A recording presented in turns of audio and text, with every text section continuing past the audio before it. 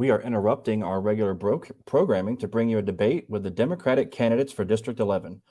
Dr. Chris Cooper is the moderator, and you will be able to view this interview live on our YouTube channel and also on demand on WPVM's website. We'll introduce Dr. Chris Cooper and let you get started. Hopefully everybody can hear me. So first of all, I want to thank WPVM for having us here today. This is, I think, a key part of American democracy is making sure that we have media that are informing us, that are informing our community about the candidates and where they stand. So appreciate them giving us this much time and this much open time. This is an unusual and generous grant of time that they're giving us. So thank you. We're going to move in a minute into introductions. Going to give everybody who's listening, and of course the panelists, more importantly, kind of a rundown of the rules. We'll change things up a couple of times, but for the most part, we're going to be shooting for 2-minute answers with 1-minute rebuttals. For rebuttals, if another candidate's name is mentioned, they automatically get the 1-minute rebuttal, or might take some moderator discretion at some point and hop in for a 1-minute rebuttal there. We'll do a lightning round in the middle that'll change the rules, but basically we're shooting for 2 minutes. So again, I'm Chris Cooper. I'm a professor at Western Carolina University and just really glad to be here today with a bunch of folks who are spending their time trying to make our region and our state a better place by running for office. So thank you. And with that said, I'll kind of move down the line for introductions. We're going to shoot for 2 minutes, and I'm going to start with Jay Carey. Good afternoon. My name is Jay Carey. I am a father of 4 boys. I am a retired disabled combat veteran, having served over 20 years in the U.S. Army and all over the country, all over the world. Been deployed to Iraq, Afghanistan, Bosnia, and in Desert Storm. So there's been a lot of negative talk, a lot of what's wrong with the country and what's going on. But I remember, growing up in the church, that when somebody would have an issue, somebody get sick, there'd be a death, there'd be a loss of a job, we'd come together as a community and we'd lift them up. Everything from making them dinners, visiting them, taking care of the kids when they needed it. I remember going over to Mrs. Cash's after she lost her husband and cutting their grass for them. And that's the kind of positivity that we as Democrats bring to the table. That's what makes us who we are. We've got a far-right Republican Party that is trying everything they can to make us panic, make us believe that the world is coming to an end and that everything that the president is doing is failing. That's not so. In his first 100 days, he rolled back 100 environmental directives from Donald Trump that were were destructive to the community. And he's done so much more. We're getting money for infrastructure, money for broadband. We're getting help at every level that we need. What's happening, though, is you have states that are standing in the way of progress. Ours, for instance, without expanding Medicaid. That has been a huge issue. And we need to do a better job of it. And that's when the federal government has to move in and take care of things when the local governments aren't taking care of their people. So once again, my name is Jay Carey. I'm running to be your congressman, take your voice to the highest levels of Washington, D.C. Go jcareyforcongress.com. Thank you.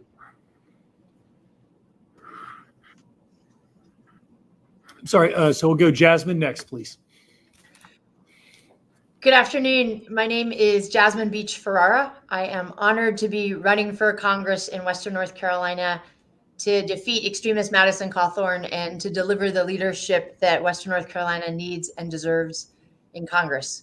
We had Mark Meadows representing our district. We had an empty seat, and now we have Cawthorn. And I think it is about time that the people of Western North Carolina are represented by someone who cares about them and will show up every day to fight for the kind of policies that can make a difference in their lives.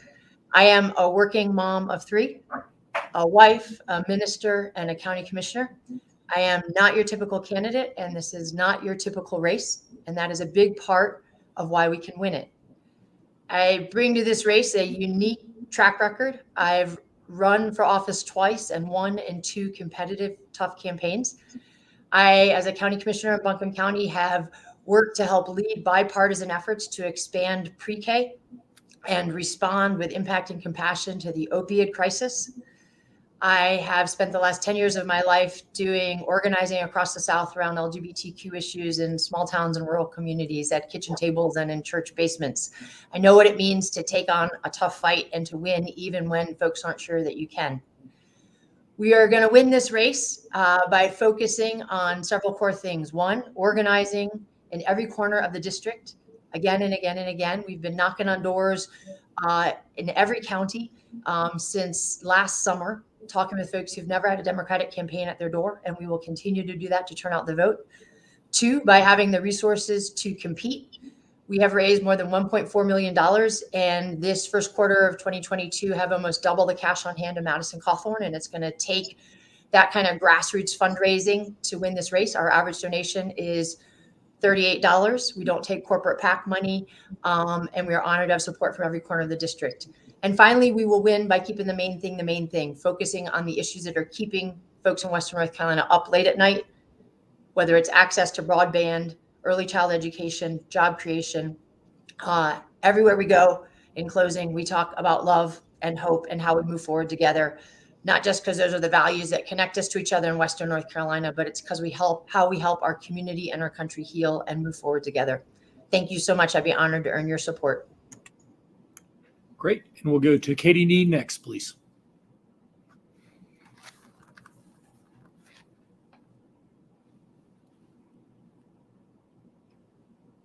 Hey, y'all. Good afternoon. My name is Katie Dean.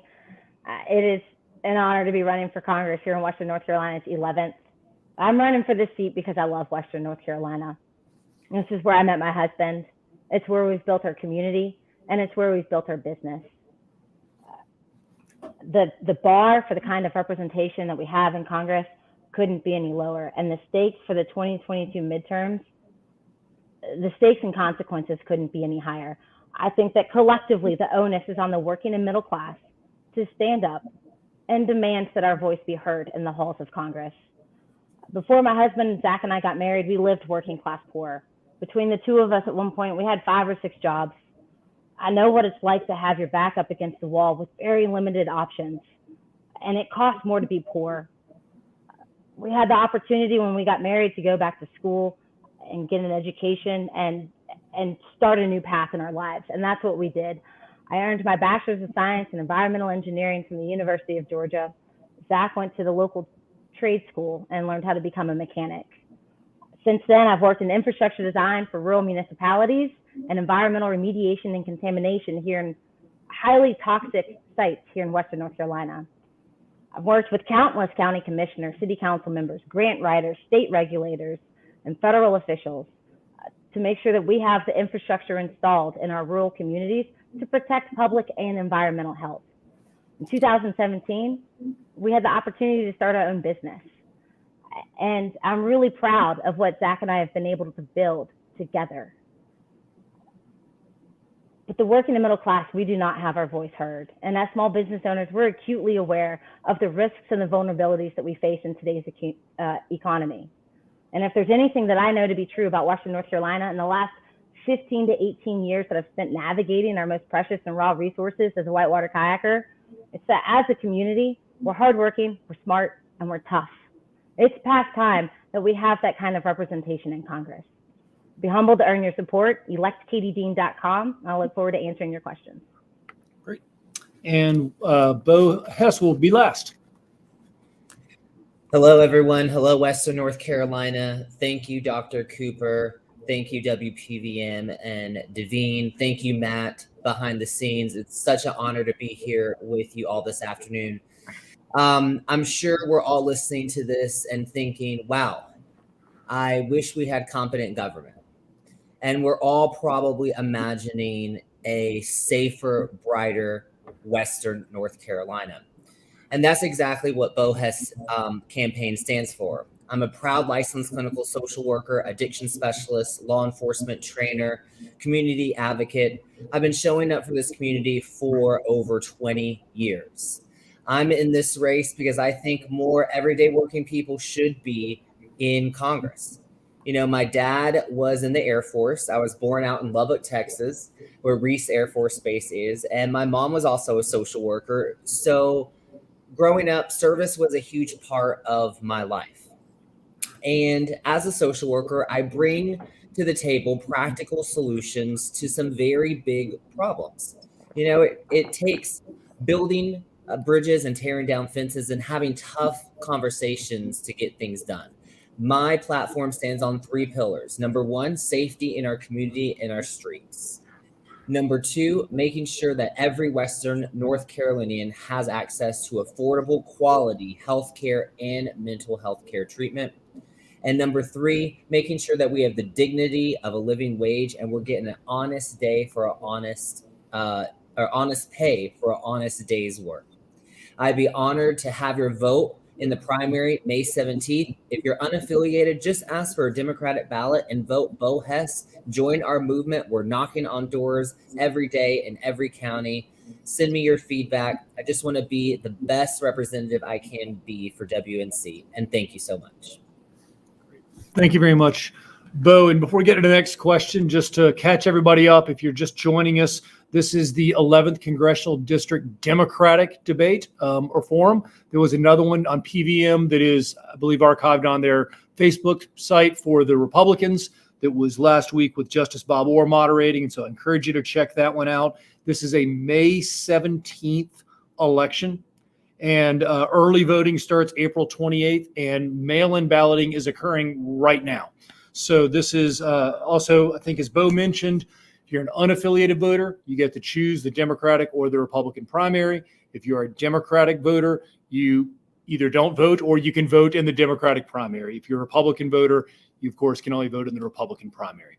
So with that, we will then move to a more formal question, and we'll start with Jasmine, and then go to Katie, then go to Bo, then go to Jay.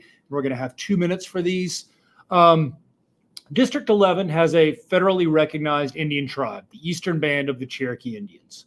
The Lumbee, located a few hundred miles to our east, have been seeking federal recognition, most recently with the Lumbee Recognition Act, which passed the House, but has not received a hearing in the Senate.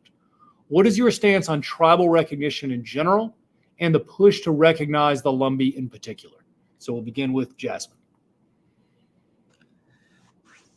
Thank you.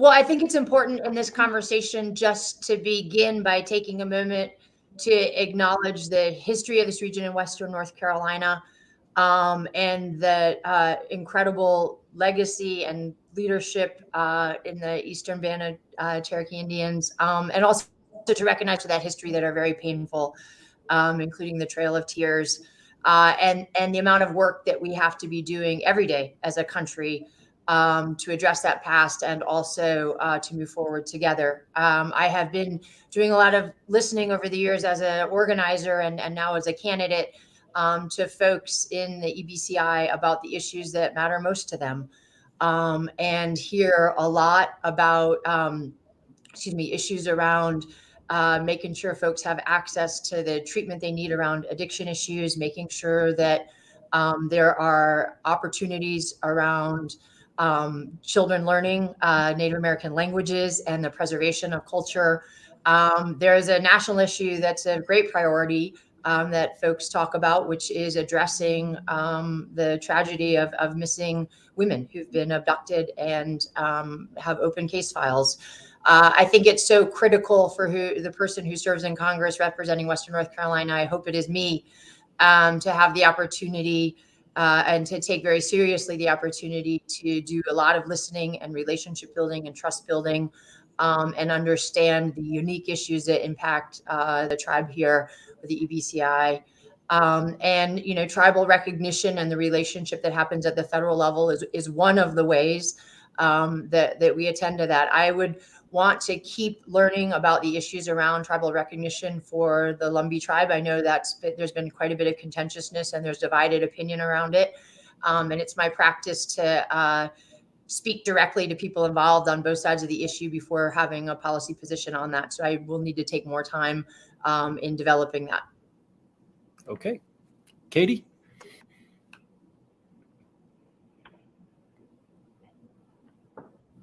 I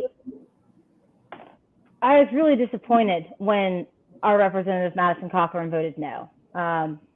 but not surprised. I continue to be unsurprised and disappointed on their recognition. Had I been a member of the House at that moment in time, with the information that I currently have on hand, knowing what I know, I would have voted to support it. I think it's important that we continue to recognize and support the diversity in our country.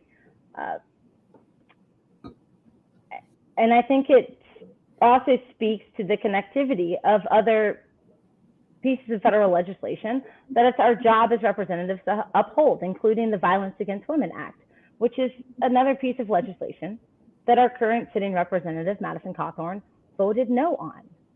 And that piece of legislation has a long-standing history of bipartisan support. I've spent a good amount of my time in Cherokee, North Carolina, and it's a really, really special place. If you haven't visited Cherokee, North Carolina, I highly recommend it to everybody. It's fantastic. I think it's our job as a representative, an elected official, or any part of leadership position to walk into the various parts of our communities and our district, which is exceptionally large, and listen. And to do that, first and foremost, you have to show up. Western North Carolina doesn't have a representative right now who shows up. Send me to Congress, and we will set up the most accessible constituent services we've ever seen. And that includes staying in touch and representing all parts and portions of our district. Thank you. Okay. And let's see here. Bo's next.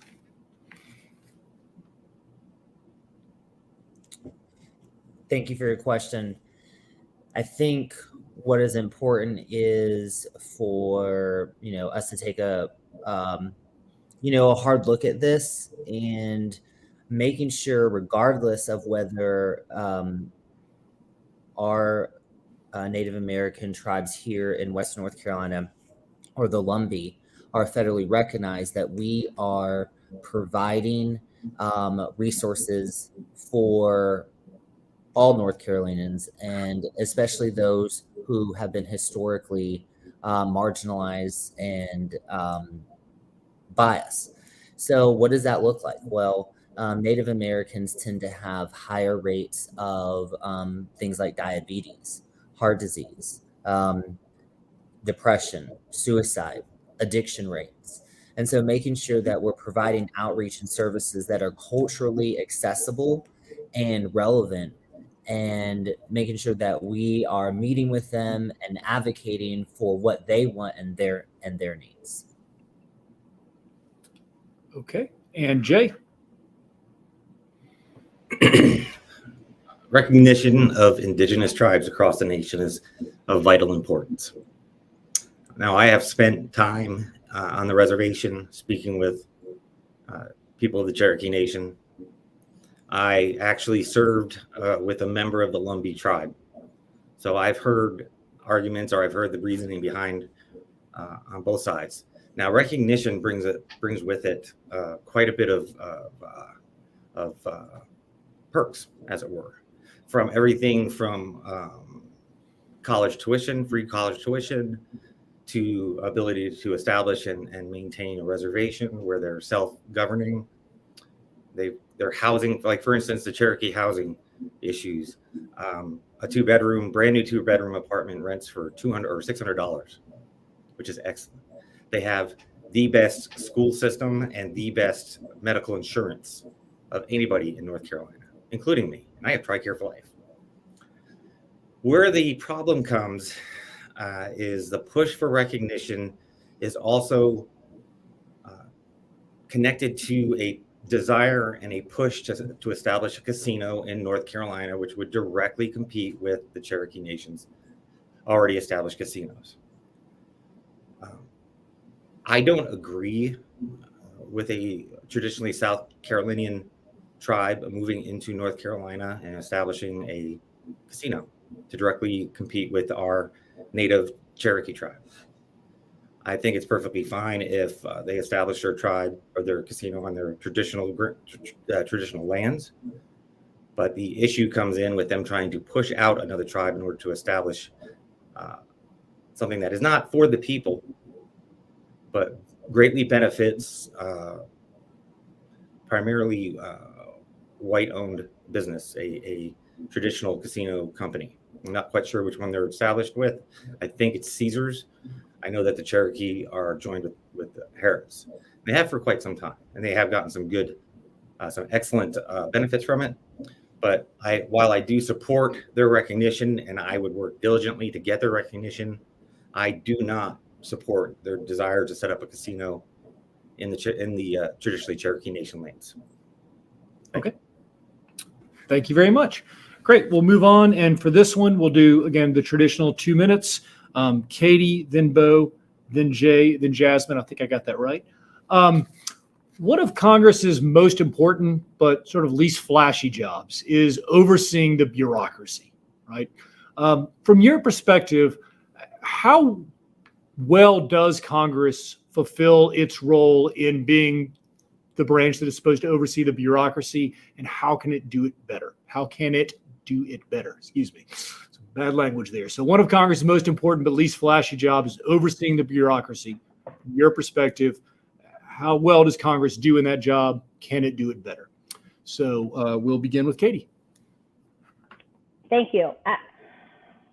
I mean, when the rubber meets the pavement, I think the bulk majority of Americans are pretty frustrated with the bureaucracy that we have today. Combine that with the outrage politics and the divisiveness and the vitriol that we face.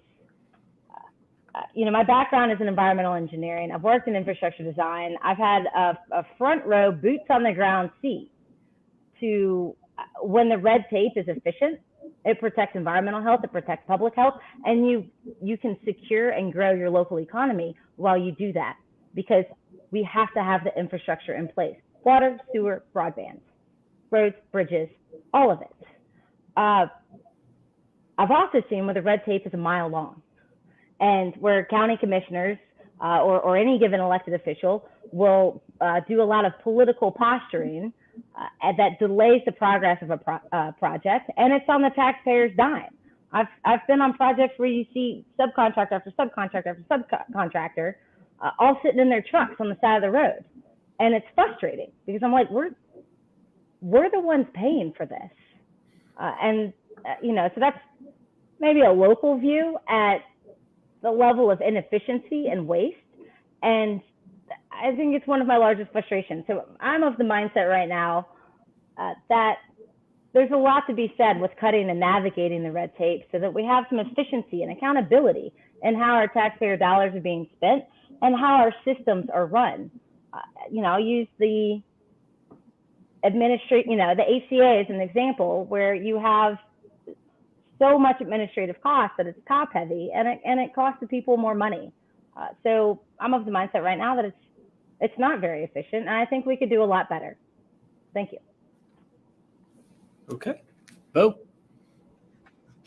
What a great question. I think everyone listening and everyone watching has run into some frustration when dealing with the federal government on some level. And I think one of the first things that we can do is we can elect younger officials and candidates, such as myself, who are millennials, who understand efficiency, who understand how to streamline things. Also, I have a master's in social work, a bachelor's in social work. I'm finishing up a master's in public health from UNC Chapel Hill.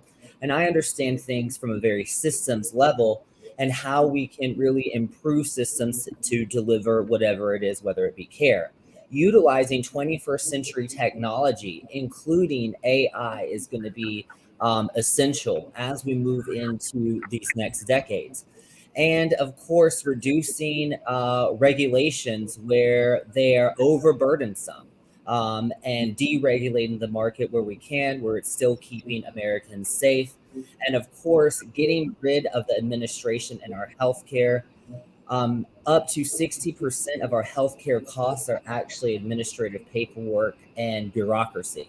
So I think there are many ways that we can streamline the government so that A, we're moving into the 21st century, and B, we're delivering on our promises to keep the American people safe and make sure that we have prosperity and American democracy and freedom for our children and our grandchildren. Okay, Jay? I've got a real quick note here with the way they're doing with the 30 seconds. If it's possible, because I have a whole list of 30 seconds now, they can just put our name and then 30 seconds. It would actually, if I have to think about what time it is when they do that. Thanks. Okay, so we're looking at making it more effective, Congress more effective. And how do we do that? And overseeing the bureaucracy, just to make sure after all that, and overseeing the bureaucracy. That part. And overseeing the bureaucracy, absolutely. Yeah. Passing a constitutional amendment to vote can reduce a lot of the bureaucracy that we're dealing with from state to state and that the federal government has to deal with in turn. Streamlining our government organizations, reducing overlapping territories, reducing overall, that would also reduce the amount of people and the amount of leadership that's in place. Reducing, streamlining, making it a more direct route to the leadership is always important. Because having been in the military for so long, you're sitting there and sometimes you have 3 different people who claim to be in charge and they're all saying something different. We need to have, and we're not talking the president oversees everything, of course. We're talking within the organizations themselves.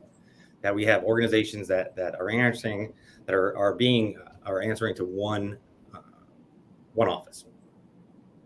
I think we have too much repetition.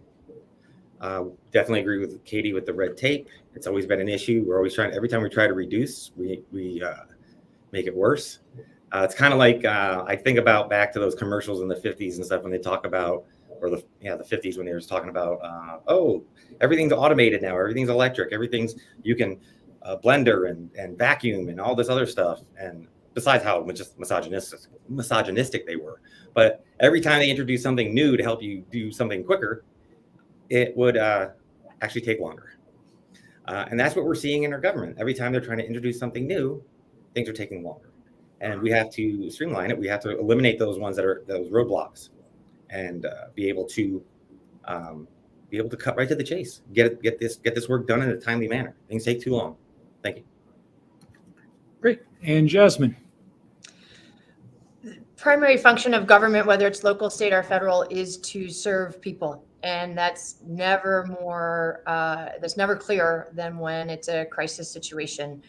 And I actually think one of the answers to this question rests in how we do see government respond in crisis situations. That is when government sometimes is operating at its most efficient on the ground, when you have an emergency command center running and you have EMS and emergency operations happening. So within the world of how government functions, we actually have some examples to look at that I think we can learn from in terms of how to streamline other bureaucratic systems where we know there are delays. And what I think of first in response to this question is some of the most critical issues facing people in Western North Carolina and Americans right now when we most need government to deliver relief aid and services in a streamlined, effective, and equitable way.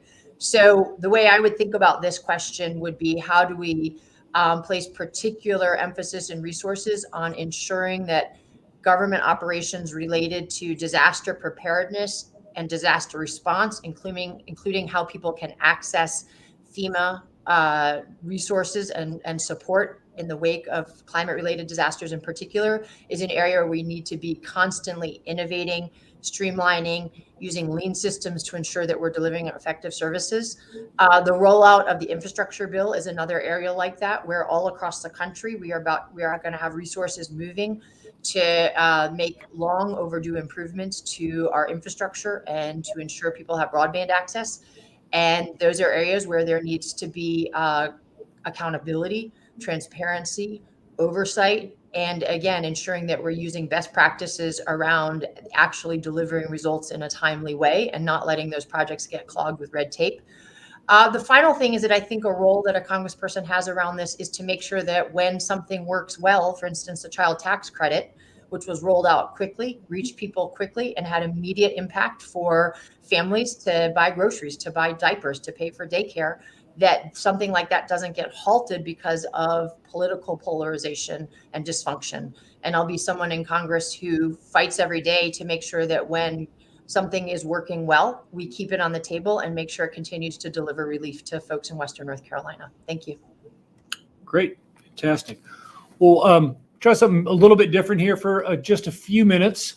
We can maybe do a speed round. And so we'll start for the first question with Bo, Jay, Jasmine, then Katie in that order.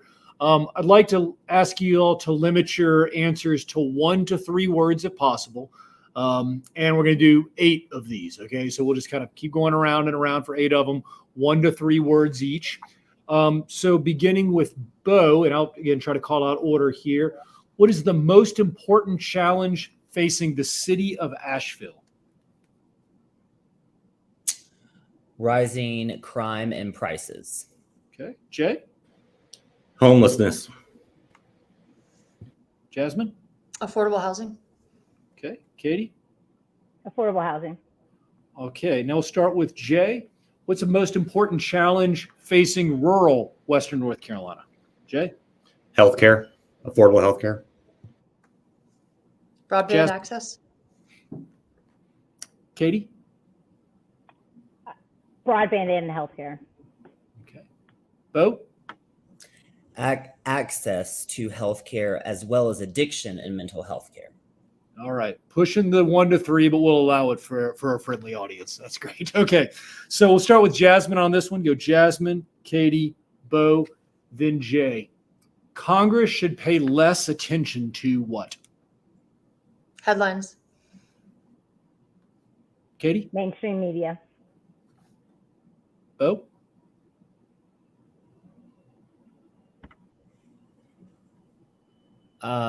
Pleasing the extreme. Jay? Fame. Interesting. All right. We'll start with Katie for this one. So we'll go Katie, Bo, Jay, Jasmine. You can imagine what's coming next. Congress should pay more attention to what? So Katie? Constituent services. Bo? Authoritarianism, domestic and abroad. Jay? Passing effective legislation. Jasmine? Delivering results that will help people. Okay, great. So for the next one, we'll go Bo, Jay, Jasmine, Katie. We'll see if I can keep this straight. This should be an easy one. Will you commit to supporting and voting for the winner of this primary, no matter who it is? Bo? Absolutely, 100%. Jay? Blue in 22. Jasmine? Yes. Katie? Absolutely. All right. That one was easy. All right. Well, for this one, we'll go Jay, Jasmine, Katie, then Bo. Should Obamacare be left alone, improved, or scrapped? Should Obamacare be left alone, improved, or scrapped? Jay. Improved. Jasmine? Improved. Katie? Improved. Bo? Improved. Oh, we're getting all sorts of agreement here today. All right. So for this one, we will do Jasmine, Katie, Bo, then Jay. Has Congress done enough to limit presidential power? Jasmine. No. Katie? No. Bo? No. Jay?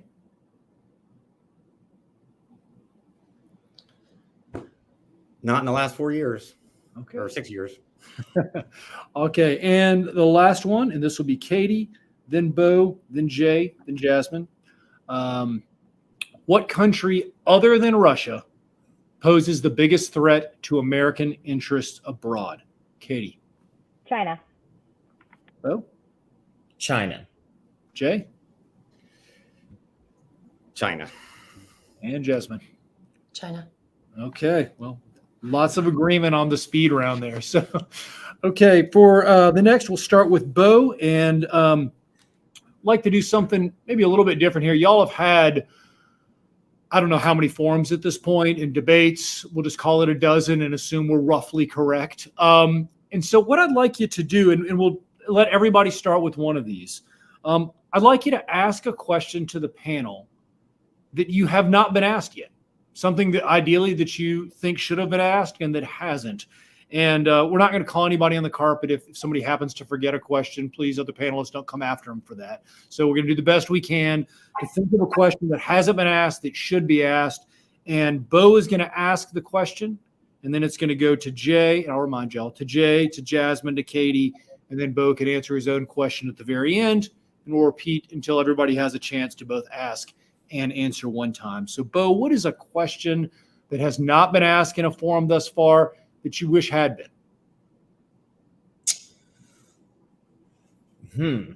It's a great question. I think maybe if we are the winner, if we're the winner, are we going to hire the other candidates on our team? Okay. So we'll start with Jay, and just for Matt, who's doing great work behind the scenes here for WPVM, we're going to move back to our 2 minutes on the answers here. So Jay, an answer to Bo's question. Not only that, but I've already made offers for people to work on my staff. So absolutely. Okay. Jasmine? I'm honestly very focused on the here and now of the primary. I am very much hoping and running to be the nominee. And the first step would be us working together as a team to elect Democrats up and down the ballot between now and the general.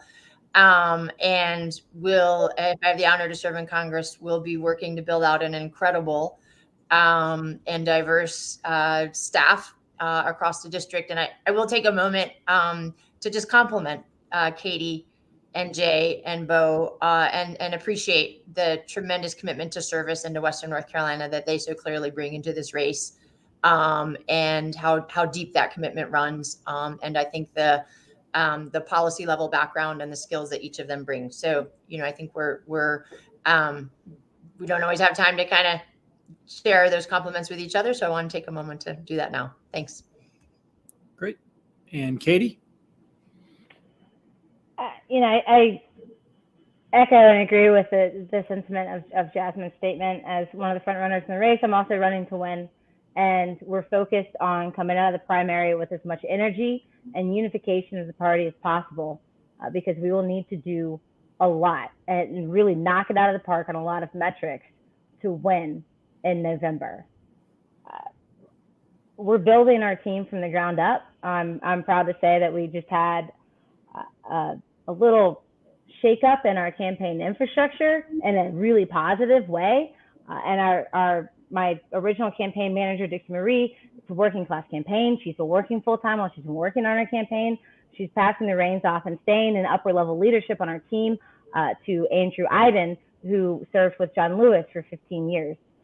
So when we're building out the team and how we're going to run our congressional offices, first and foremost, we will be hiring within Western North Carolina to run our congressional offices, districts, and the well-rounded and far-reaching talent that we have. Because as a community, we are hardworking, we are smart, and we are tough. With that said, I'm not offering any jobs at this point for my own political gains. Thank you. Okay. And Bo, you get to answer your own question now. Yes. So I was talking about in the candidate and just in the election, but everyone who is qualified, even if they don't work, has a seat at the table in my campaign or in my office.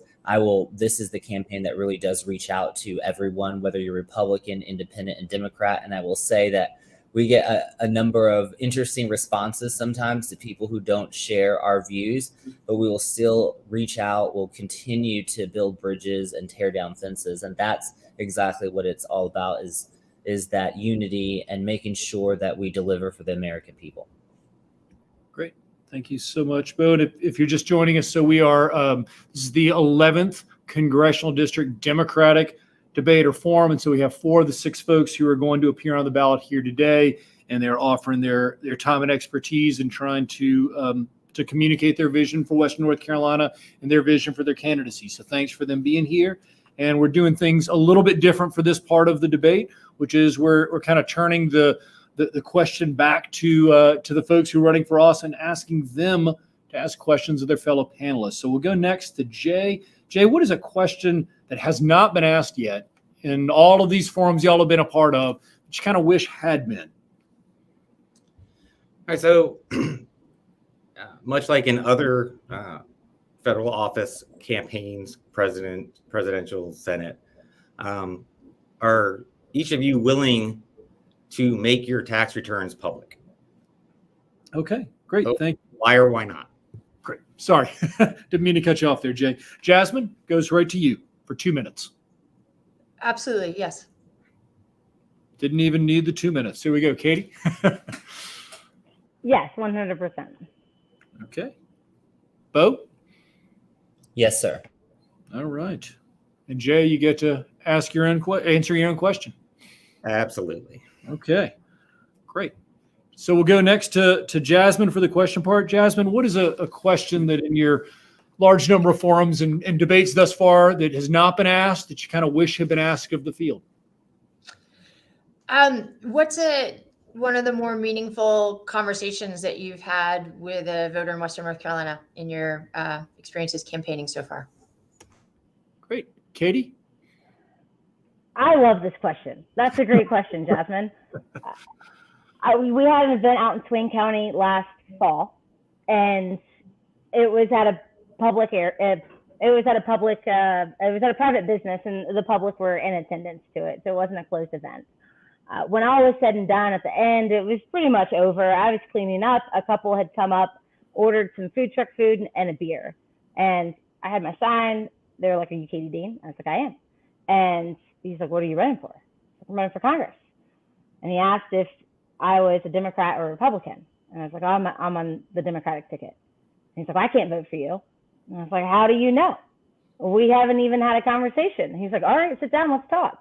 I spoke with him and his wife. He's a registered Republican. His wife was a moderate Democrat. They both voted for Trump. His wife admitted on her own accord, without any prompts from me, that Trump lost the election fair and square because he couldn't keep his mouth shut, and that Madison Cawthorn was an extremist. And we had a lovely conversation. At one point, her husband said he thought the climate crisis was naturally occurring.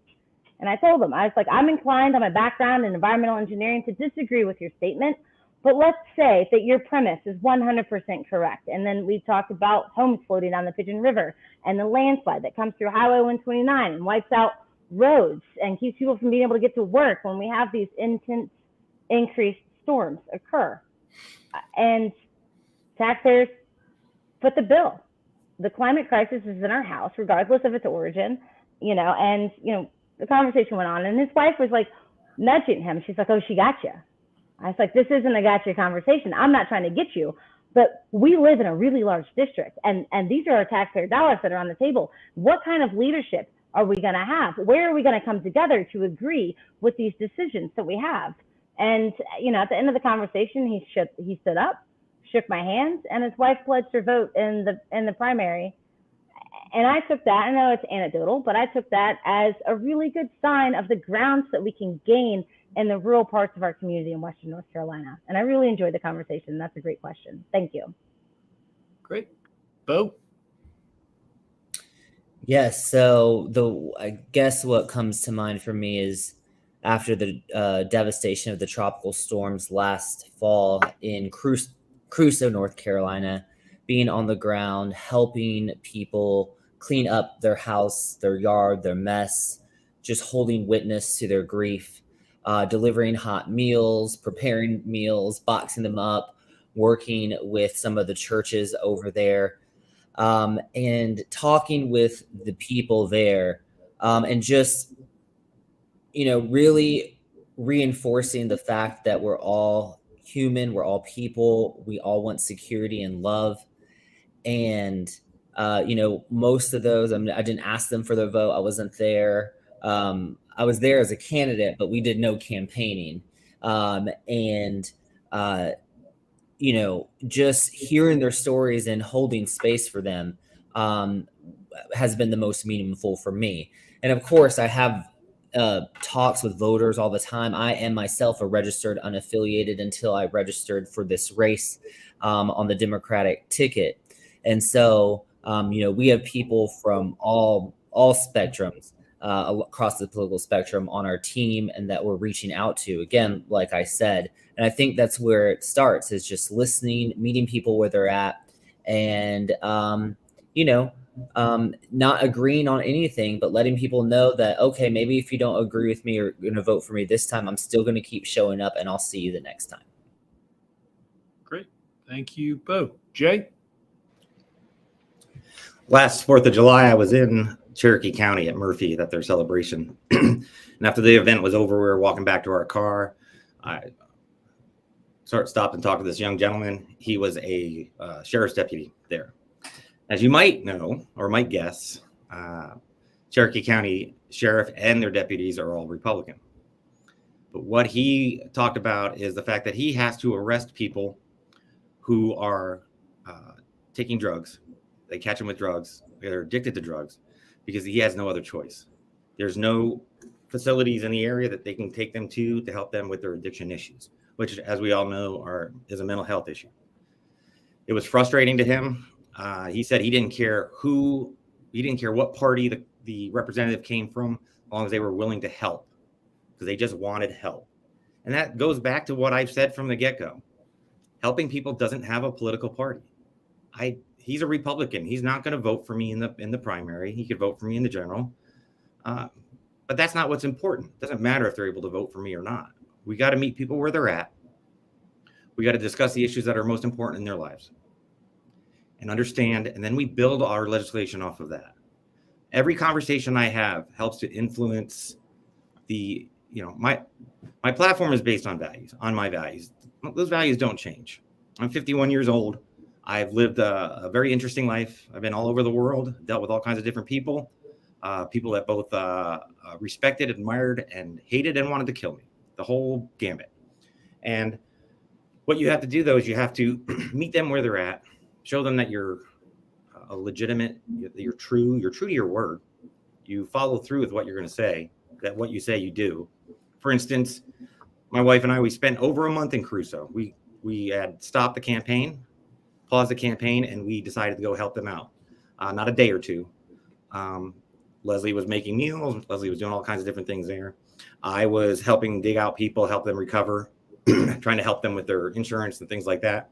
And what was important was that I said, hey, I'll be back tomorrow to help you. And I came back. And I came back and I came back. We were back 2 weeks ago, checking on people, see how things would do, what kind of help they need. We're always coming back.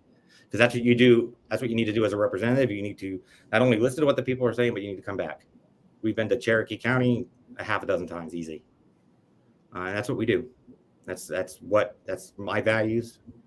And that's what I think is important, is reliability, accountability, truthfulness, and effective leadership. Thank you. Great. And Jasmine, you get to answer your own question now. Well, first of all, just really enjoyed hearing those answers. Thank you all for sharing those. What I think about is a conversation that I wish it hadn't ever happened. Honestly, I wish it had happened only once, but it's actually happened in many of the communities that we've been to, which is talking to someone who has lost a loved one to an overdose. Western North Carolina has been hit so hard by the opioid crisis.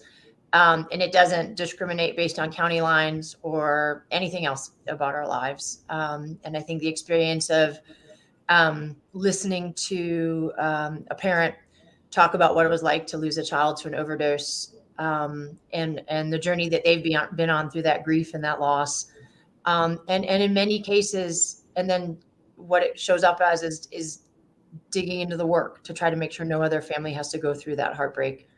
And it is just really moving to me.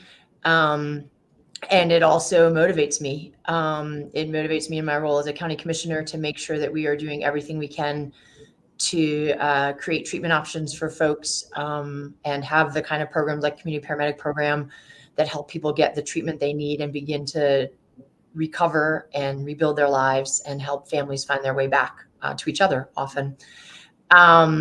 This is an issue that brings together all different kinds of people. And it's one that I'm really passionate about. As a minister, I have been there with folks when they've lost someone, and in my own family, there's a history of addiction. And I just think the more we're talking about these issues, the more we help people overcome the stigma that can surround them and reach out to get the help they need. and start taking that step towards recovery. We have seen now the early stages of data about what has happened during the pandemic in terms of overdose rates and overdose deaths, and it is very grim and very sobering. And we're now at a moment in Western North Carolina, across the state, where opioid litigation settlement funds are about to start moving to local communities in particular, to put those homegrown solutions and strategies in place. And this is an area I'm honored to do a significant amount of work on as a county commissioner, and certainly something that I would bring with me into my role as a congressperson in DC if I have the honor to serve. Thank you. Thank you very much. And so I think for the last of this series, Katie, what is a question that has not been asked of y'all yet, and which may be the hardest part is coming up with one of those, but a question that hasn't been asked yet that you wish had, and then we will go to to Katie for the question and to Bo for the first answer. What scientific knowledge or training do you have that helps you make informed decisions at the table in areas where you might not be an expert? Great. So as a social worker, as someone in public health, we are trained problem solvers and systemic thinkers. And I have been already meeting with, really since the beginning of our campaign, January 1st, 2020, when we had our campaign infrastructure in place, been really meeting with experts in all cross fields and sectors, whether that's locally here in the healthcare sector, meeting with the leadership at Mission Hospital to discuss the inequities that are in our community and with pay, or to highlight the wonderful things that we're doing over at Copestone and in behavioral health for the community, whether that's speaking with the head drug policy researchers at RAND, and getting briefings and learning from them about 21st century ways to intervene in methamphetamine, the opiate epidemic, which is something I've been really involved in since 2010 as a member of the North Carolina Harm Reduction Coalition, as one of their board members, and passing some of the most humanitarian laws for our people that other legislators now are actually modeling off. And we passed that in a Republican governor, Republican House, and Republican Senate here in North Carolina. So it's about utilizing your own knowledge and expertise, but also bringing other people to the table, listening to all sides, and really making informed decisions. Okay, great. Thank you so much. Jay? Thank you. Great question. So as I've already said, I spent over 20 years in the Army. Part of what I did in the Army was I was a tank master gunner. As a tank master gunner, you become an expert in electronics. You also are highly trained in physics. And what that has done for me is it has trained and reinforced, it's basically reinforced my ability for critical thinking. Critical thinking applies to every single facet of what a leader does, what a member of the House of Representatives does, what every parent does on a daily basis. But my critical thinking was sharpened. It's continued to be sharpened. I have a no-nonsense view of the world. But there's definitely, things aren't black and white for sure. But I have the ability, and I always have been, able to make an assessment quickly, especially when lives are on the line, which I've had to do many times, and respond accurately, appropriately. So not maintaining composure and maintaining that ability to critically think. And that's what I'm passing down to my children as well, which is so important that we teach the next generation in this critical thinking skills so that we continue to excel as a country. So that lends itself to every single facet of what we would do as a congressperson. Thank you. Great. Thank you, Jay. And so Jasmine? Yeah, I bring to this race a really proven and unique background as a minister as someone who's been directing a nonprofit organization for the past decade plus, and then someone who's been in elected office since 2016.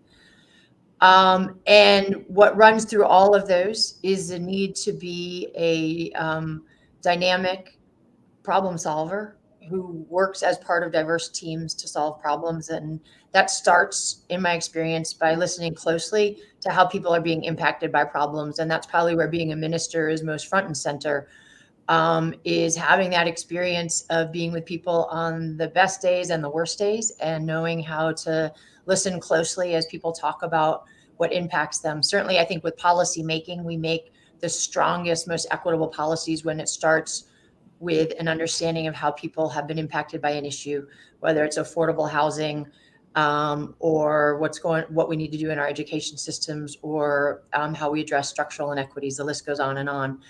I think another critical piece of this is being able to digest a lot of different perspectives, everything from the data and analytical pieces of things to the forecasting, to the range of positions that may be held on an issue. And then from there, work to formulate tables and build tables and hold tables where people roll up their sleeves and develop the kind of solutions that will actually work in the form of policy. And that's a process of listening, of outside the box thinking sometimes, of compromise, of creative problem solving, of pragmatism, and doing it in a way that is achievable on a realistic timeline, and in a way that's budgetarily achievable. And then one of the greatest perspectives that I've gained through serving in elected office is that the work certainly doesn't stop when the policy passes. And in many ways, you repeat the cycle starting over. Once a policy is on the ground, you need to start listening again. Is it working as intended? Are there unintended consequences?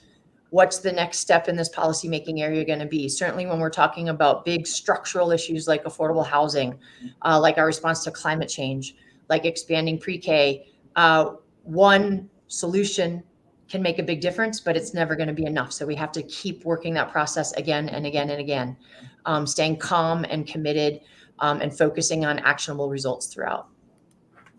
Great. Thank you so much. And Katie, you get your own question back at you now. Yeah. I didn't graduate high school because I wasn't passing math. I started my adult life with a GED. And I know what it's like to navigate the economy with working 5 or 6 jobs that all pay under $10 an hour, and how difficult that is. And so when I decided to get my degree in engineering, it was a risk. And I'm so glad that I took that risk. And as I've entered the workforce in infrastructure design, and working and protecting Western North Carolina's water quality and highly contaminated and toxic sites here in Western North Carolina, including the Superfund site literally right behind my house here in Swannanoa.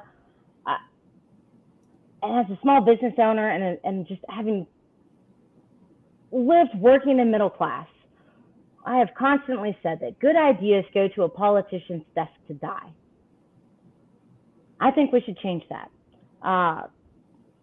So when it comes to the scientific knowledge and training, I really think we need more STEM educated people in the halls of Congress who understand the parameters of different systems, the complexities and urgencies of the climate crisis, and just the interconnectivity of and the consequences of the decisions that we make. It's one of the many reasons that I'm running.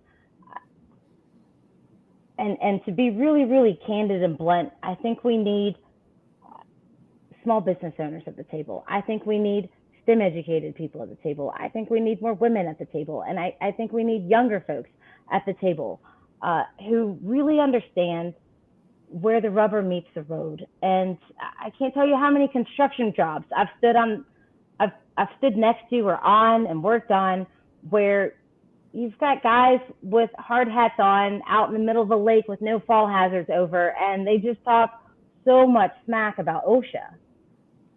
And the OSHA regulations save lives. Make no mistake about it. I've shut down construction projects because they didn't have a trench box in place and they were 6 feet over. And so those regulations are important and they save lives, but there's a level of pragmatism and practicality and common sense that I think is really, we've lost the ability to communicate between the policy, our elected officials, and our constituents. And I think that we bring that to the table, and I'm proud to bring that to the table so that we can offer an authentic voice for Western North Carolina. Thank you. Great. Well, thanks so much. And just want to remind everybody, we've got 4 of the 6 folks who are going to appear on the ballot, already are appearing on the ballot for the Democratic ballot for the North Carolina's 11th congressional district, so the westernmost district in our state. We're very glad they're here today and glad they're taking the time out of their lives to run for office, but also to try to help educate us on who they are and what their platforms are. And of course, we want to thank WPVM for giving us the time and space today. And also the political science professor in me wants to remind everybody that May 17th is the primary, that you can vote right now by mail if you've requested it. We'll start early voting or one-stop voting very, very soon. So you got 3 different ways to vote in North Carolina: by mail, early in person, or on election day. So you get to choose your poison or hopefully your cure in this case. So back to the candidates. And since we started with Katie, I believe, on that one, we'll start with Bo on this one, if it's all right. When I think about Congress, right, Congress does 3 things. They legislate, and we've talked about some specific legislation, and we'll talk about some more in a few minutes. They oversee the bureaucracy, and we talked about that a little bit. But they also perform vital constituency service, right? They listen to their constituents, they respond to their constituents, and they serve their constituents.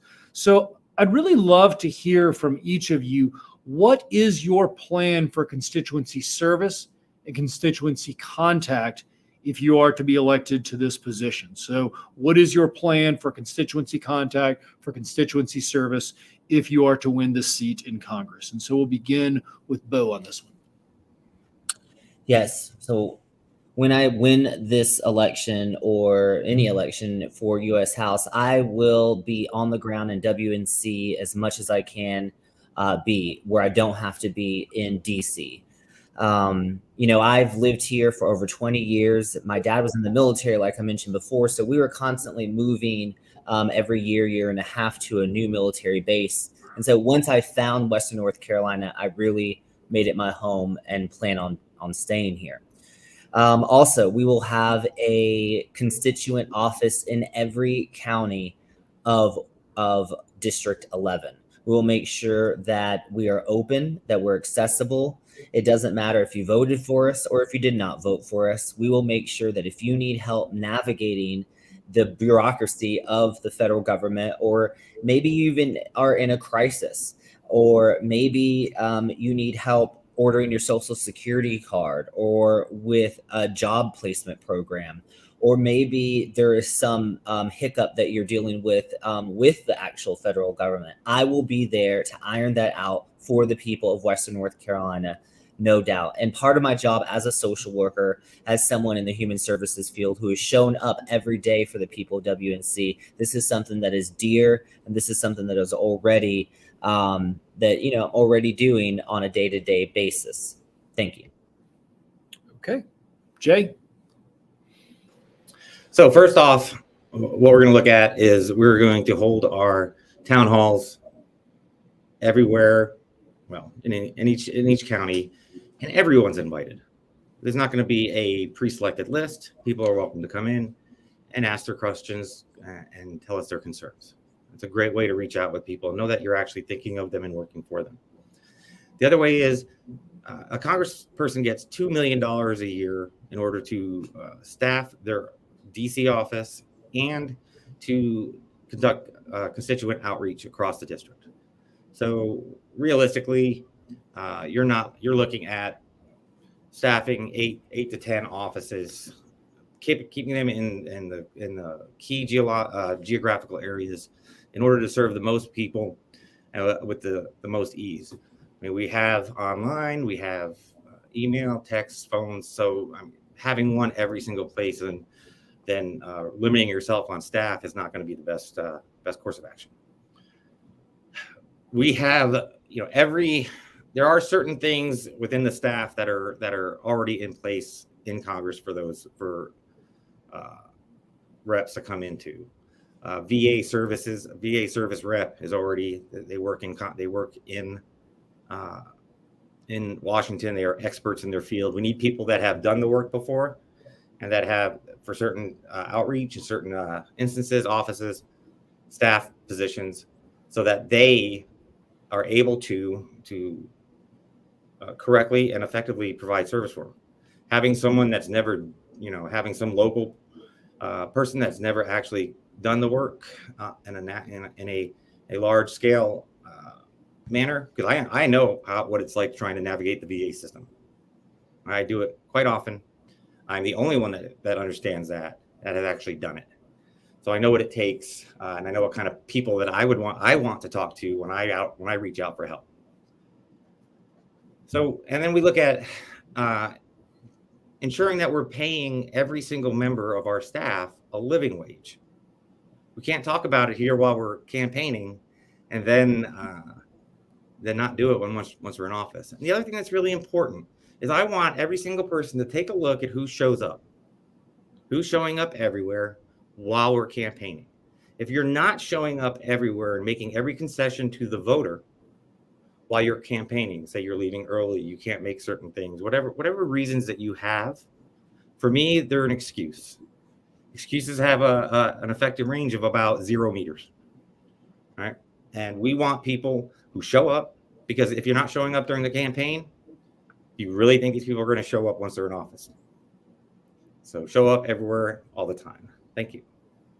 Okay. Jasmine next. Well, there are two main ways I think about this question. The first is that if I have the honor to serve in Congress, my singular job will be to represent and serve the people of Western North Carolina. And then I also think about the approach we've taken since day one of my campaign, which is organizing everywhere early and again and again. I've personally knocked doors in every county across our district to be having those face-to-face conversations with folks who may not show up for forums or tune into forums, but have a lot at stake right now. And that's exactly the way we would approach constituency services if I have the honor to be elected. We'd come out from a perspective of building out services across the district to create as many bridges into governmental services as possible for folks, to make it as navigable as possible. That would mean things like hiring folks with social work backgrounds, for instance, to be navigators, so they could listen closely to the issues that people need help around, and then help them figure out how to move forward and how to get the results they need. It would mean hiring a team of folks who are representative of our district geographically, in terms of race, in terms of gender, in terms of educational background. And it would mean being out there, not waiting for people to come knock on the door or show up to an event we hosted. This organizing that's really at the heartbeat of our campaign would continue to be at the heartbeat of constituent services. It's going to where people are, wherever that is, and making sure they know about services that are available to them. And we know that particularly matters around some key issues in Western North Carolina and years ahead. There's going to need to be a lot of support for folks around participating in the broadband expansion programs that will happen, whether they're administered at the state, local, or federal level. One of the key roles that a congressional office can play in the district level is helping people navigate what level of government they need to be interacting with and what agency. That is not always obvious and clear. Another key area, of course, as I've talked about several times, is around disaster preparedness and then disaster response. Being there on the ground in communities that are impacted and making sure that everyone from community members who've lost their homes to local government officials have all the support they need in accessing immediate relief, but also ongoing forms of federal assistance and support. A final piece that I'll add here is that we would absolutely have a strong internship program as part of our in-district constituent response. We have an amazing team of high school students and college-age young adults on our campaign team, and really see all of this as about creating more opportunities for young folks in Western North Carolina to be part of not just our politics, but part of our government. And running through all of this would be a commitment to not just paying a living wage, but a wage that folks could actually follow their dreams on and raise a family on. We're certainly doing that on the campaign trail. I fully support the unionization efforts that are underway in the halls of Congress right now with congressional staffers, and we'd be proud to be providing jobs that are exactly the kind of jobs we need in Western North Carolina. Thank you. Great. And Katie? I want to start with saying we win this seat. I think we have a unique opportunity to win this seat in this race, in this moment, with a level of energy and enthusiasm that Western North Carolina hasn't had in the Democratic Party in well over a decade. We win with authenticity. We win with grit that can go head to head and toe to toe against Madison Cawthorn's branded extremism and his unchecked nationalism. And I think we win with the patriotic resolve to stand up for the working and middle class as we navigate an economy that doesn't work for us. We hold this seat in 2024 because this will be one of the most vulnerable seats in 2024. And you better believe the Republicans are going to be coming for us. We hold this seat with the best constituent services Western North Carolina has ever seen before. I pledge to have more staff in our district than we have in DC, and that we have an allocation of talent and resources so that we can be as effective as possible. And as a small business owner, I'm used to doing more with less, and we've been running our campaign on that same premise. And I'm proud to just continue to belabor the point that we're incredibly competitive in this race as a result of that grit. We will recruit exceptional caseworkers, and we will pay them well. In fact, they just had a 21% increase in the members' allowance, representative members' allowance, and I'll devote all of that money to constituent services. And, you know, as Jasmine said, every single candidate here has already got on the record to say that they fully support the unionizing efforts in the halls of Congress. So I think there's two kinds of congressional representatives that we have. There's those who live in DC, and there's those who come back to their district. There's those who are on CNN and Fox News on the daily, and there's those who quietly work behind the scenes and really show up and do the heavy lifting in the committee and subcommittee meetings. I want to be the kind of representative that's determined to deliver authentic, tough, hardworking, smart representation. I want to be the representative that stays here in district, focusing on what our needs are. Thank you. Great. Thanks so much, Katie. And thanks everybody for being here. And of course, thanks to the listeners who are taking an active part in your democracy. I appreciate it. We appreciate it. So thank you. What I'd like to do now is ask one more traditional question with the 2-minute responses like we've been doing. And then after that, move into closing statements. I believe if my very fancy yellow tablet is correct, then Jay is going to start this round. So for the question, the city of Asheville has made headlines for its reparations program, but Congress could have a role to play here as well. Proposals for reparations have been brought up in most sessions of Congress, and there was even a proposal brought up to study the issue in the 117th Congress. What is your stance on reparations for African Americans, and what role, if any, should Congress play in that? And so we'll begin with Jay. Yes. So I attended the reparations event that was hosted in Asheville last year, talking about what reparations can and should look like. How do we get there? What's it going to take? What kind of initiatives? One takeaway I had from that is that there are multiple cities that are addressing reparations, but they're all doing it in their own way. I support a federal agency that helps to guide towns, cities, local governments in their quest for providing reparations. Reparations are important. We have denied marginalized communities, the Black community especially, of the ability at having generational wealth. Asheville, in the name of progress, stole land, stole homes, and they owe those owners the right to have their land back, their homes back. It's been done in California. That's been done all. I believe Cincinnati is established a reparations committee, and they're doing their reparations. But I've been disappointed overall.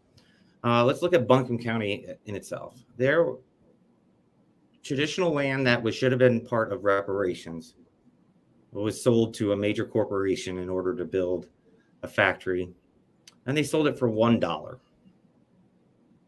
I understand the need for jobs. I understand the need for progress. I understand the need for good paying jobs and careers, but not at the expense of people who lost their ability to have any kind of stability because of the local government. Reparations are important. They're needed. They're long past due. But I believe the federal government can help with that and guide local governments on how to accomplish that, because it's always seems like every time a local government attempts reparations, it's like it's being done for the first time. It takes so much time, and it delays the process. We can speed that process up. We can make it more effective, more fair, more equitable. Thank you. Okay, Jasmine. I think we start this conversation by talking about issues of racial justice in our country, and talking about the reality that there is incalculable loss and violence, loss of life and violence against African Americans through the brutal practice of slavery, through the Jim Crow era, and that racism continues in the United States right now. And it is the work of every generation to show up in every way possible to create racial justice and racial equity and the healing that goes along with that.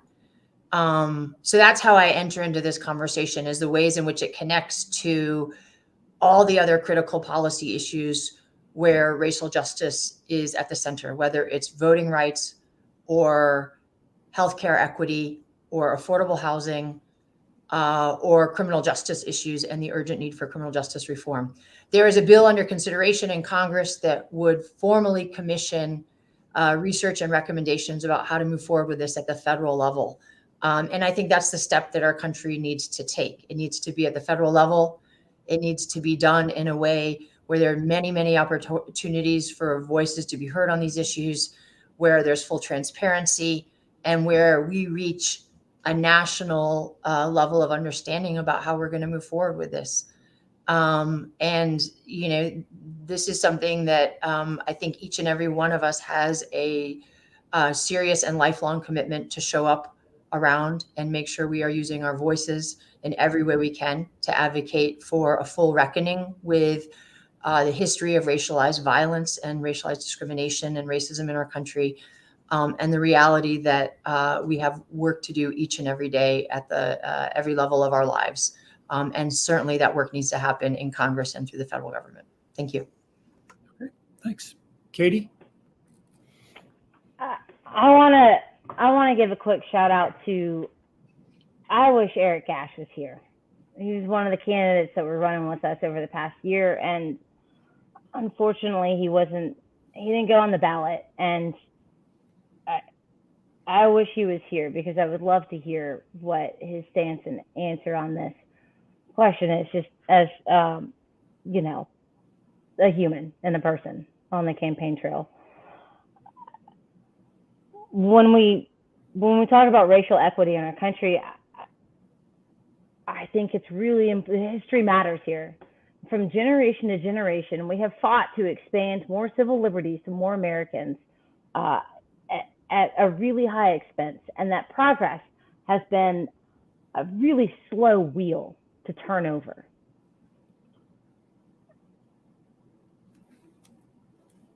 And I've seen it play out over and over again in my experience with infrastructure, having designed pulling lead-based pipes out of low-income neighborhoods in rural communities. And you see when the gentrification sets in, and how it changes the socioeconomic landscape of the community, for whether people want it or not. And when it comes to reparations, I think that the city of Asheville at the local level is leading the stage for the national conversation. And when you pioneer new policies like this, it requires a really large think tank.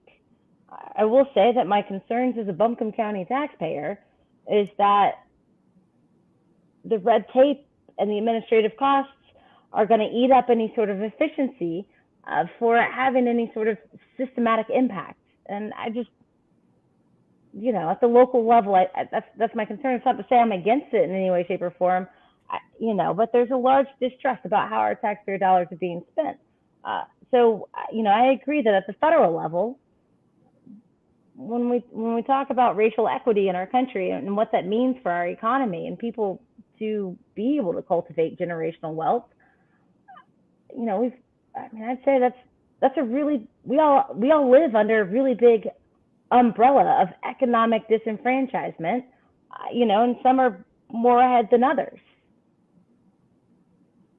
I think the wealth to income disparity gap that we have in our country right now is one of the largest threats that the next generation faces, combined with the fact that white supremacy is the largest domestic terror threat that our country currently faces. So, when you combine those two things, we need to bring the conversation of reparations and economic equity into the fold of the national conversation. And I'm really proud that our local city is leading the conversation for doing the heavy lifting to figure out what works and how it will work. So thank you. Great. And Bo, to finish this one off. Yes, this is one of those many issues that does start with tough conversations. And when I speak to Black African-American individuals in Asheville and in Buncombe County, when I'm on the ground in Shiloh, in Beaverview, in Piscaview, when I am outside of Aston Towers speaking with voters, a lot of people feel the reparations thing is a very Caucasian, white-led endeavor here in Asheville, and they laugh at kind of the inconsistencies. For example, one of their proposals was that Black people, in order to qualify for the reparations, you would have had to lived here for a certain number of years, made sure your taxes were up to date, and you graduated high school. And so a lot of the folks that I spoke with were kind of shrugging their shoulders at this and saying, this doesn't really apply to us. This really isn't for us. This is all kind of showboating. And there are also some inconsistencies just in the contracting and all that and who is running that I think that people need to be very aware of and watching very closely. Now, I'm a social worker. I'm practical, right? What can we do right now? We can end felony disenfranchisement. We can end cannabis prohibition. We can have automatic voting registration, and we can end closed primaries. We can remove cannabis off the federal prohibition list, and we can also reform the credit system and introduce postal banking. So things that we can do that can help some of our marginalized and disenfranchised communities and bring them into the loop and make sure that we all have access to providing for our family and living in safe communities. Thank you, Bo. And thanks everybody so far for what's been, at least for me, very, very informative discussion. So we're going to move into closing statements. Again, thanks to the candidates for being here. Thanks to WPVM for having us. Thanks to Matt Henson, who the folks listening don't see this, but Matt's doing an incredible job keeping everybody on time and making sure this whole thing runs smoothly, and handling all the parts of this that frankly none of us are, well, I'll speak for myself, I'm not qualified to handle. So thank you, Matt. So we'll move into 2-minute closing statements. We'll go Jasmine, then Katie, then Bo, then Jay. So Jasmine. When my wife Megan and I made the family decision that I would run for Congress, we talked a lot about what this moment means. We have 3 kids. Our son Calvin is 7, and our twins Lily and Wyatt are 3 years old. And one thing that was really clear to us as parents is that we want to be able to say to them that in a moment when so much was on the line, we did everything we knew how to do to create the kind of change that our country needs right now. There is so much on the line for folks across Western North Carolina, and it is a travesty that we have not had competent representation in Congress fighting for the people of Western North Carolina day in and day out for many, many years now. There's more at stake in this race than just that, though. In the form of Madison Cawthorn, we have a far-right extremist who is using his platform in the most dangerous ways to spread division, to spread a toxic form of politics that's trying to tear our country apart at the seams, and to be absolutely connected to extremist movements within our country. There is a way to win this race, and we are uniquely positioned as a campaign in the Democratic primary, not just to win the primary, but to go on and win the general. And we're doing that in a way that is about bringing people together around the values that shape us on the best days and the worst days of our lives, the values that we hold true to. This is about bringing people together around issues like how we respond to the opioid epidemic and how we expand pre-K and how we create the kind of jobs you can raise a family on. Those are issues that bipartisan teams of folks in Western North Carolina work on every single day. We are running this campaign based on a belief that it matters not just in the lives of folks in every county across our district, but based on a belief that what we do here in Western North Carolina in 2022 sends a powerful message across the country about what's possible in our country right now, and how in exactly the districts where extremism has been on the rise, we can push back and fight back and instead focus squarely on what we need to be doing as a country right now, which is healing, sitting down at the table together and figuring out how we move forward together to tackle the great challenges of this time. We are out knocking doors all across the district. We would love for people to join us as we get ready for early vote. This is a grassroots campaign in every sense of the word.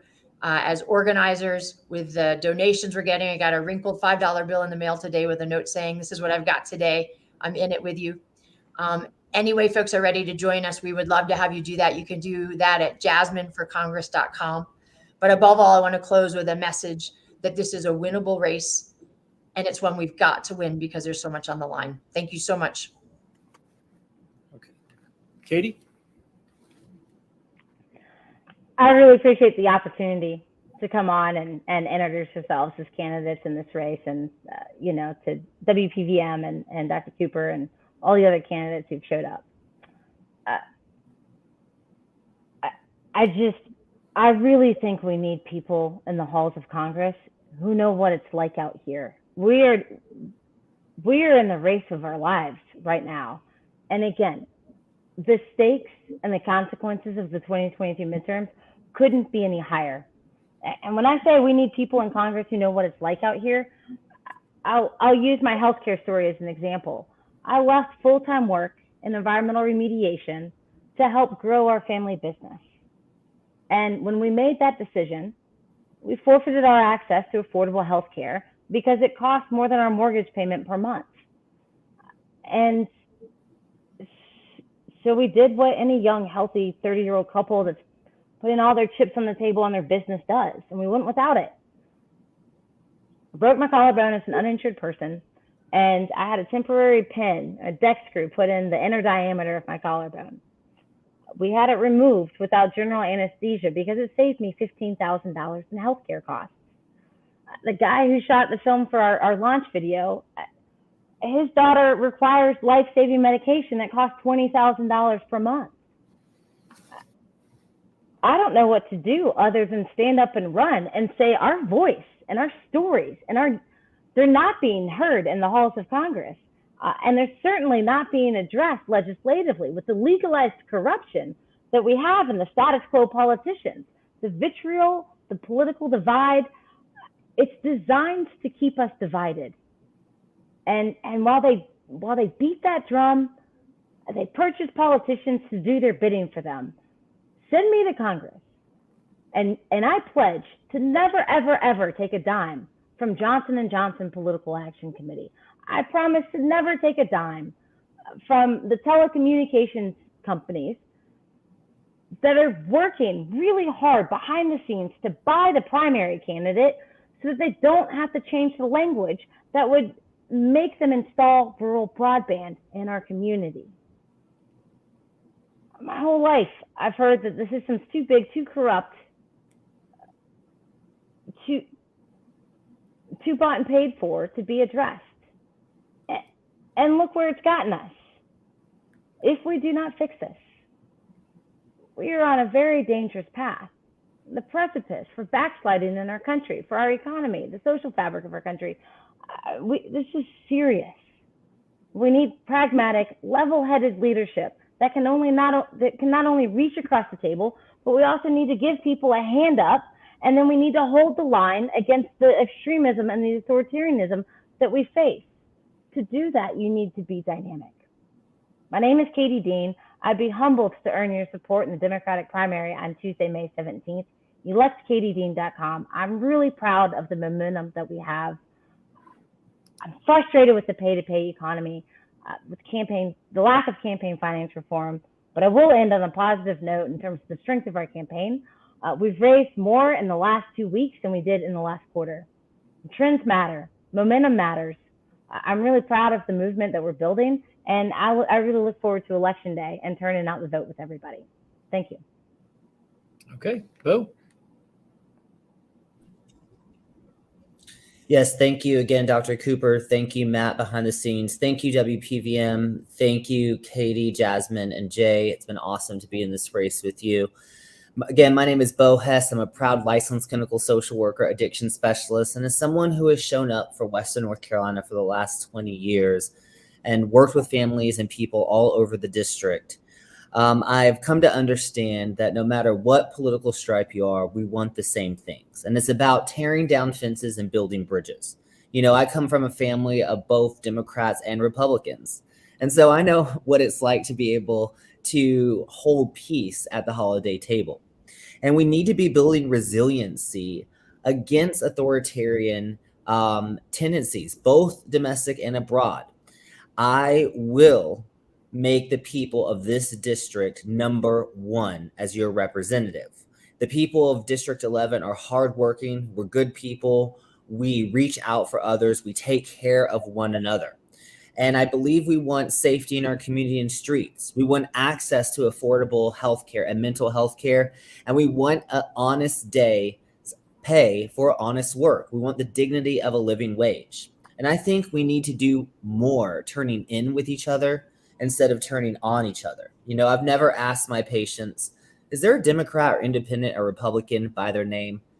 But I've shown up every day and helped put practical solutions to their very big life-changing challenges. And that's exactly what Western North Carolina can expect from me as your representative in Congress. Remember to vote Bo Hess in the May 17th primary. Let's get a true person. I've been working this whole time running my campaign. It's really been an honor, but let's get someone who understands the issues, been on the ground, and number one, can stand up to Madison Cawthorn and their vitriol and extremism. If you're an unaffiliated voter, make sure you ask for a Democratic ballot and vote for Bo Hess. And thank you so much, everyone. Okay. And Jay? Tell you, things are tough. They're tough all over. And, you know, we don't need somebody coming in reminding us of how tough things are and just complaining about things, but someone coming to us with solutions. And that's what my platform represents, actionable solutions. I take a holistic approach to the problems that face this district, this state, and this nation. All people, regardless of which political party they have, that they subscribe to, share in the same issues. We need somebody that has common sense, has a proven track record of leadership, that knows how to lead in good and bad times, and is willing to listen to whomever has a good idea, has a solution. If we don't put through the primary the right person to win and carry this district, we will not turn this district blue. And it's of vital importance that we maintain our majority in House of Representatives. We cannot afford to lose a single seat. We must gain every single seat that is in jeopardy. And this seat is winnable by the right person. I am the candidate that appeals to the Democrats across the district. I am the candidate that appeals to those unaffiliated, looking for a better way, someone with good solutions that makes sense to them. Looking for somebody, those unaffiliated voters, they respect someone with military service that dedicated and sacrificed for this nation for over 20 years. Because they know that I will not be cowed and I will not back down when I am trying to stand up for what's right for my district. I did it for you in Iraq and Afghanistan, and I'll do it for you in Congress. My name is Jay Carey. You can go to my website, Jay Carey for Congress. We're running a great campaign, and I want to thank my campaign people that are working on my campaign. They have kept me sane over the last year. Thank my wife Leslie and my 4 boys, Christopher, Quinn, Ari, and Levi, ranging from 24 to 2. So we have a full house. We have our handfuls, but we knew it was important for me to step up because I'm the one that can win the district. I'm the one that can make change in this district and in this country. Thank you. Great. Thank you so much, Jay. And thanks for everybody for being here, especially thanks to WPVM and thanks to the listeners. Just in conclusion, this is a May 17th primary. I want everybody who's listening to remember this. This is not about the general election at this point, although for one of these candidates it will be. This is about the primary election. This is the Democratic slate that you're hearing from today. To run a democracy, right, we need good candidates. We've heard today that we have many of those. We need media to help inform us. We need election administrators to process the ballots, and we're having that go on all throughout Western North Carolina. And then we need voters who are willing to be informed and cast an informed ballot. So hopefully by listening today, you can move forward on that last goal. And remember, May 17th primary, vote by mail, vote early but in person, or vote on election day. So thank you very much.